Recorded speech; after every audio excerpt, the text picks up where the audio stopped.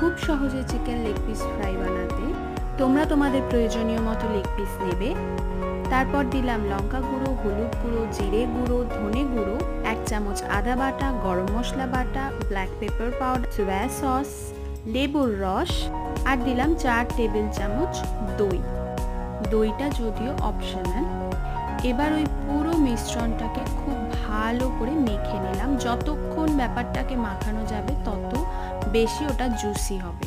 এবার কয়েকটা কাটস লাগিয়ে ঢাকা দিয়ে 1 ঘন্টার মতো রেখে দিয়ে তারপরে কর্নফ্লাওয়ার এবং নুন দিয়ে ব্যাপারটাকে আবার একবার ভালোভাবে মাখিয়ে নিয়ে একটা ননস্টিক কড়াইয়ে তেল গরম করে তার উপর দিয়ে দিলাম ওই লেগ পিসগুলো। একদম অল্প আঁচে ঢাকা দিয়ে দিয়ে উল্টে পাল্টে যতক্ষণ না অবধি ব্রাউনিশ একটা ব্যাপার আসছে ততক্ষণ ভাজতে থাকো। আর তারপর দেখো রেডি হয়ে গেল আমাদের ইয়াম্মি জুসি চিকেন লেগ